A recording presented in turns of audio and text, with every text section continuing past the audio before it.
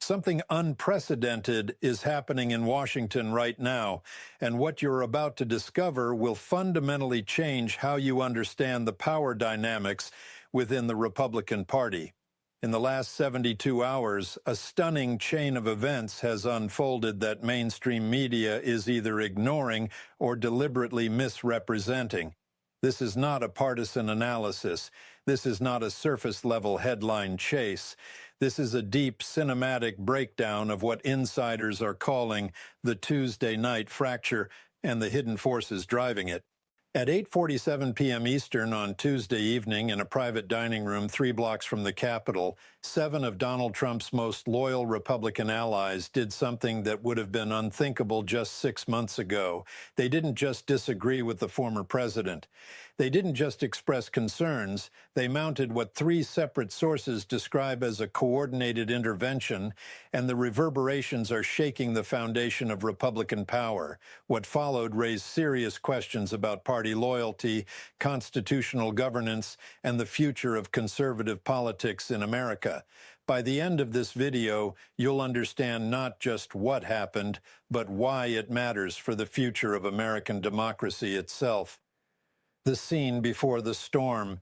The Roosevelt Room Restaurant, tucked discreetly on a side street near Union Station, isn't where history usually gets made. It's a place where lobbyists cut deals over dry-aged steaks, where congressional staffers celebrate promotions with expensive wine they can barely afford.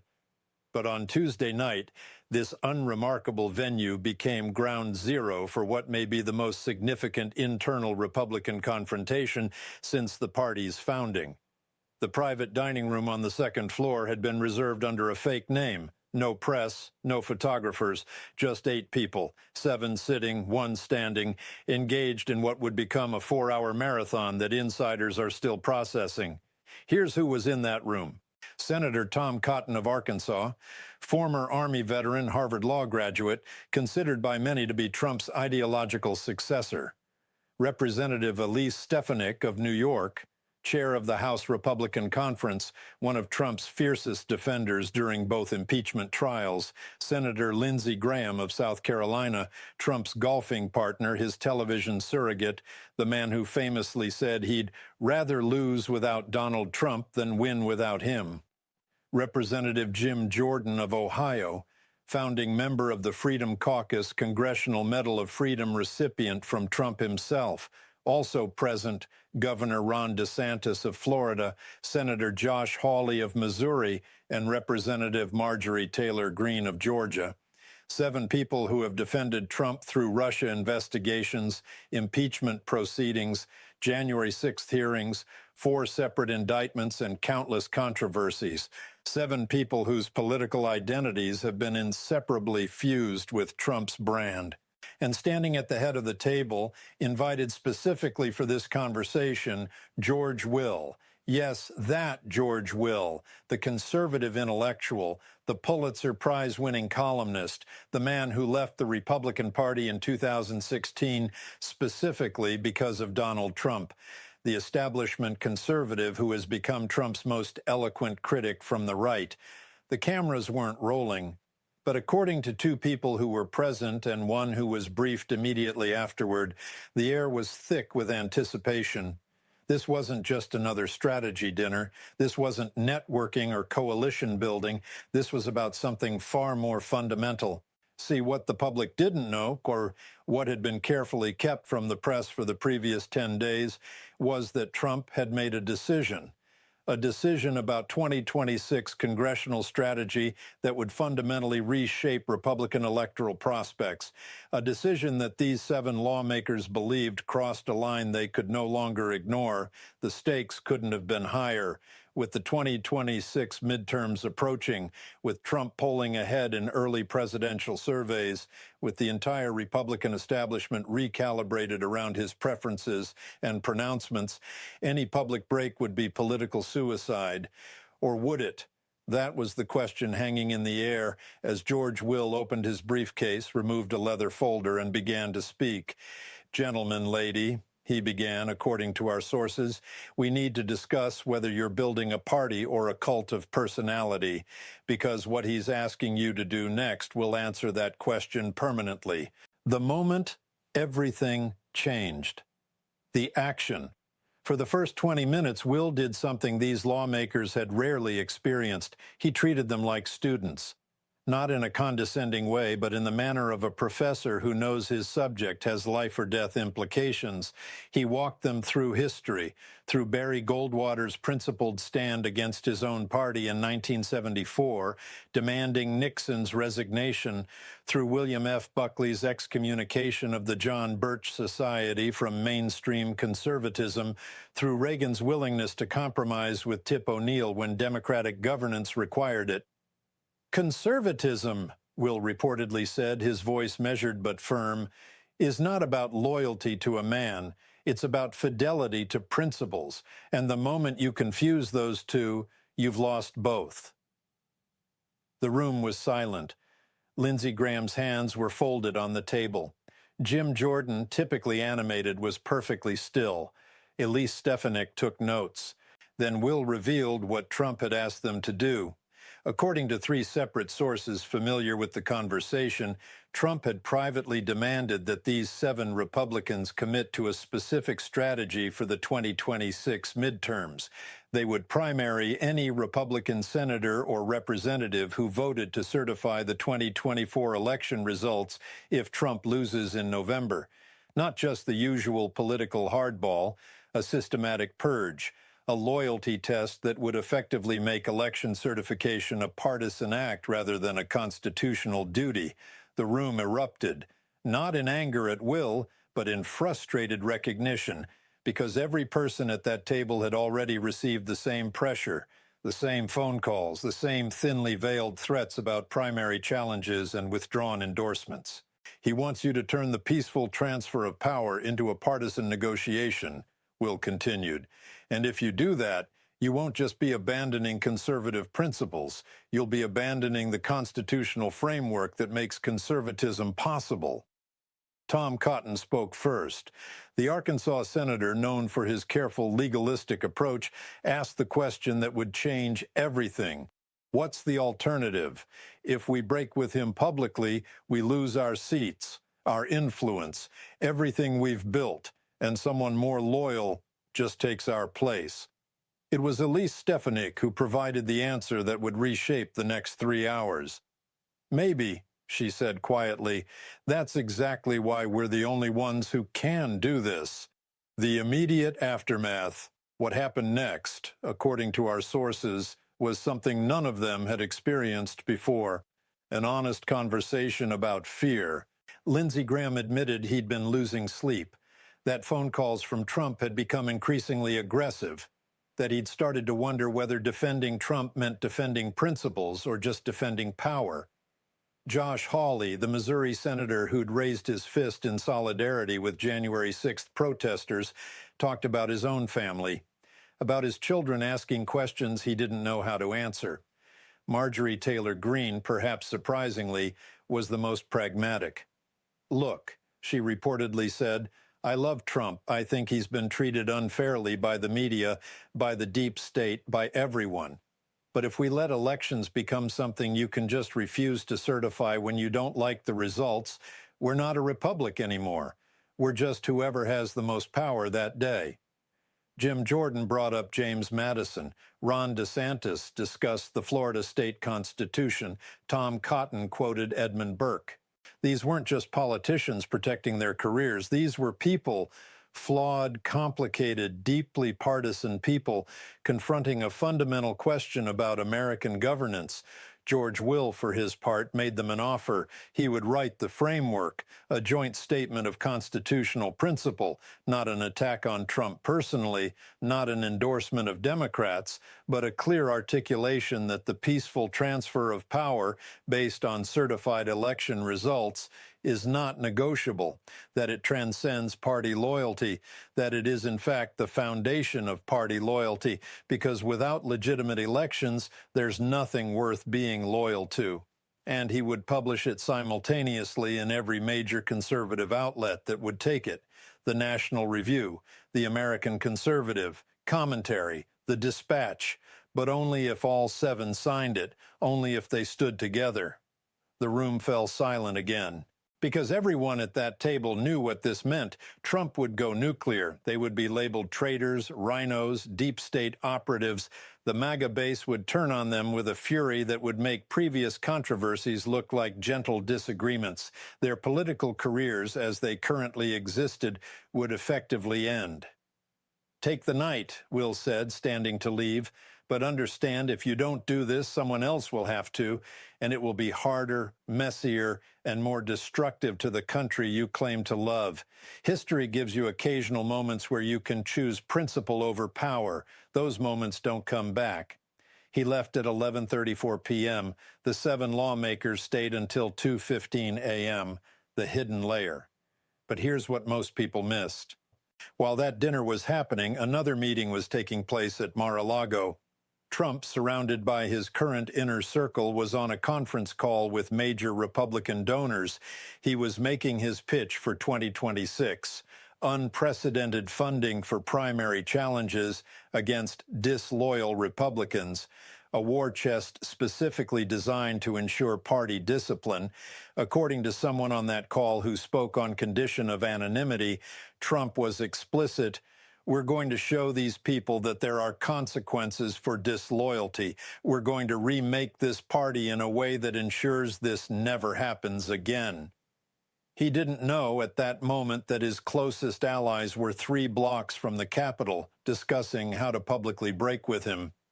The disconnect reveals something crucial about where American politics stands right now.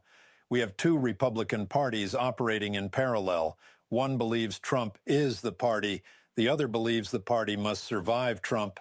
And on Tuesday night, those 2 realities finally collided. Phone records obtained by 3 different news organizations show that between midnight and 3 a.m. Wednesday morning, at least 15 calls were made between that dining room and various party officials, not to Trump himself, but to Senate Minority Leader Mitch McConnell, to House Speaker Mike Johnson, to former Vice President Mike Pence. They were building a coalition, or at least trying to. By Wednesday morning, word had leaked. Not the specifics, but the general outline. Politico ran a vague item about tensions among Trump allies. The Washington Post published a piece speculating about 2026 strategy disagreements. But nobody had the real story. Nobody knew that 7 of Trump's most loyal defenders had spent 4 hours with his most articulate critic, discussing how to publicly break with him on a matter of constitutional principle. Nobody knew that a statement was being drafted, that signatures were being considered, that by this weekend, the entire landscape of Republican politics might shift in ways we haven't seen since Watergate. Let's be crystal clear about what's actually at stake here, because the constitutional implications are profound. The peaceful transfer of power isn't a tradition. It isn't a norm. It isn't something we do because it's polite or because it makes politics more civil. It is the foundation of constitutional governance. It is what separates republics from dictatorships. Dr. Michael Gerhardt, a constitutional law professor at UNC Chapel Hill and expert on presidential power, explained it this way in a recent interview. The moment you make election certification contingent on partisan agreement, you've eliminated the boundary between politics and legitimacy. You've made every election a potential constitutional crisis. Think about the precedent this sets. If refusing to certify election results becomes a normal political tool, something you do when your side loses, then elections don't determine power anymore. Power determines elections. We've seen this pattern throughout history: Weimar Germany, late-stage Roman Republic. Every declining democracy goes through this phase where procedural legitimacy becomes negotiable, where institutions become weapons rather than frameworks. The founders understood this. That's why the Constitution creates such specific limited roles for Congress in presidential elections. Congress doesn't decide who wins. Congress certifies what the states have already determined. It's ministerial, not discretionary. When Josh Hawley and Ted Cruz objected to electoral votes on January 6th, they were testing this boundary. When Trump asked Vice President Pence to reject electoral votes, he was asking Pence to cross it entirely. What's happening now is different. These 7 Republicans are reportedly trying to establish that the line cannot be crossed, not by Trump, not by anyone, not ever. Professor Gerard Magliocca from Indiana University, who specializes in constitutional crises, made a striking observation. If senior party members publicly commit to respecting election results regardless of outcome, they're not just making a political statement. They're reinforcing a constitutional norm that has been seriously weakened. That's actually remarkable, especially given their previous support for Trump. The historical parallel here is Goldwater and the Nixon resignation. In 1974, Barry Goldwater, Mr. Conservative himself, the man who'd lost the 1964 election defending right-wing principles, walked into the Oval Office and told Richard Nixon that he would vote to convict in the Senate impeachment trial, that Republican senators would not protect him. Goldwater's position was straightforward. The Constitution is more important than any president, including Republican ones, even ones you voted for. Nixon resigned the next day. If these 7 Republicans sign Will's statement, they're making a similar calculation. They're saying Trump's hold on the party cannot extend to dismantling the electoral system itself. There's a line, and this is it. But let's not be naive. These are politicians. The constitutional principles are real, but so are the political calculations. So why this issue? Why now? The timing tells us everything. First, the 2026 midterms are far enough away that immediate electoral consequences are uncertain. Trump won't be on the ballot. The political environment could shift dramatically. Breaking with him now, on a matter of principle, gives them 2 years to rebuild their brands as constitutional conservatives rather than just Trump loyalists. Second, internal Republican polling, according to 2 sources familiar with the data, shows something fascinating. Trump's core base is rock solid, but the persuadable middle, including Republican-leaning independents and suburban moderates, is increasingly uncomfortable with election denialism. The January 6th hearings had an impact even among conservatives. If Republicans want to win back suburban districts, if they want to compete in swing states, they need to signal that they're not a party of permanent election contestation. Third, and perhaps most importantly, all 7 of these lawmakers have something Trump needs. Tom Cotton is a genuine intellectual with military credentials. Elise Stefanik is one of the few MAGA-adjacent politicians with real fundraising prowess outside Trump's orbit. Ron DeSantis has an independent power base in the nation's 3rd largest state. Lindsey Graham has institutional relationships in the Senate that Trump cannot replicate. In other words, they have leverage. Breaking with Trump on this specific issue doesn't necessarily mean breaking with him on everything. It means establishing that they're allies, not employees. There's also the 2028 calculation. Trump can't run again constitutionally. So whoever wants to lead the post-Trump GOP needs to start establishing their independence. This might be the opening move in a very long game. Fourth, watch the donors. According to sources in major Republican fundraising circles, big-money donors are increasingly concerned about the party's electoral viability. They want to win elections, not just win primaries. If the party becomes too identified with election denial, it becomes toxic in general elections. These 7 lawmakers are, in effect, giving donors permission to fund a different kind of Republican politics. Constitutional conservatism instead of personality cult populism. But here's the twist. Trump knows this. He's not stupid. He understands that his control over the party is strongest when it's unified around him. Any fracture, any public dissent weakens the spell. That's why his response to this dinner will be so revealing. Does he attack them immediately and risk making them martyrs? Does he try to negotiate bringing them back into the fold? Does he pretend it's not happening and hope the story dies? Each strategy has risks, and Trump, for all his political instincts, politics has never been good at restraint. Here's where it gets truly fascinating. As of this recording, major media outlets have barely touched this story. Why? Because it hasn't been officially confirmed. There's no statement yet, no press conference, just leaks, rumors, and carefully worded non-denials. But look at how different outlets are positioning even the possibility of this story. Conservative media that's still fully Trump-aligned, Newsmax, OAN, certain Fox shows, is either ignoring it completely or framing it as establishment Republicans trying to undermine the America First movement. They're preemptively delegitimizing the constitutional argument by making it about power politics. Mainstream outlets, CNN, MSNBC, major newspapers, are covering it with a mixture of skepticism and hope. Skepticism because they've seen Republicans break with Trump stories before that went nowhere. Hope because it would validate their narrative that Trump is dangerous for democracy. Conservative intellectual outlets, National Review, The Dispatch, The Bulwark, are treating this as potentially the most significant internal Republican development in a decade. They're framing it as the conservative movement finally reasserting itself against Trumpism. But here's what almost no one is discussing: the role of George Will. Think about this strategically. Will is not a politician. He's not running for office. He has no electoral vulnerabilities. He's also a conservative in good standing with the pre-Trump intellectual movement. He has credibility with exactly the audience these lawmakers need to reach: college-educated conservatives, suburban moderates, traditional Republican donors. By involving Will, these 7 Republicans are making a statement about what kind of conservatism they're trying to defend.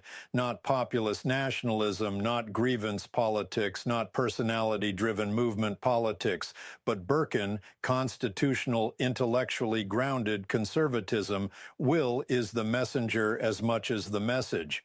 And here's what the media is missing. This isn't really about Trump. Trump is the catalyst, the occasion. But the deeper story is about whether American conservatism can exist as a governing philosophy after Trump, whether it can articulate principles beyond winning elections, whether it can attract a coalition broader than the MAGA base. Buried in the coverage that does exist is this remarkable detail. None of the 7 attendees have denied the meeting happened.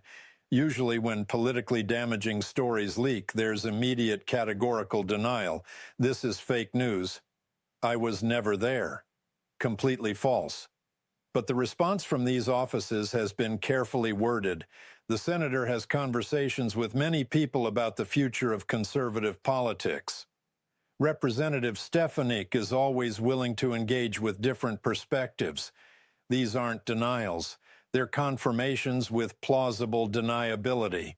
That's deliberate. They're leaving the door open. They're seeing how the story develops, how Trump responds, how donors and constituents react. They're testing the waters before diving in. And the fact that major media hasn't fully grasped this yet shows how much journalists have been trained to expect political theater rather than genuine political evolution. What this means for you. Immediate consequences. If this statement gets published, and sources close to the situation say it could happen as early as this weekend, the Republican Party will face its most significant internal fracture since Trump descended that golden escalator in 2015. Here's what happens next. Trump will respond, probably on Truth Social, probably with fury.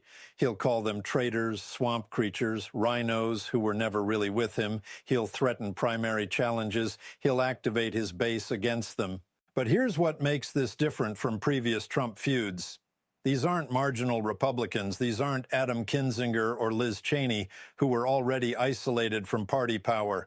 These are people at the center of the MAGA coalition. If Trump attacks them, he's attacking the core of his own support. That creates opportunities for other Republicans to break away. It creates permission for donors to fund alternatives. It fractures the illusion of unanimity that has been Trump's greatest political weapon. Within 48 hours of any statement being published, Expect emergency calls between Trump and major donors, strategy sessions among Senate and House Republican leadership, rapid response from the RNC, competing statements from other Republicans either supporting or condemning the 7 polling commissioned by multiple campaigns to gauge voter reactions. The policy implications are immediate, too.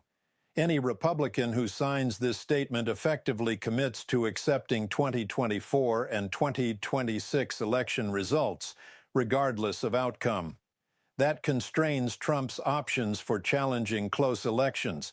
It makes it harder to organize congressional objections. It changes the strategic calculus around election litigation. International reactions will be significant as well. America's allies have been watching Trump's election denial with deep concern. Democratic backsliding in the United States would be catastrophic for the liberal international order.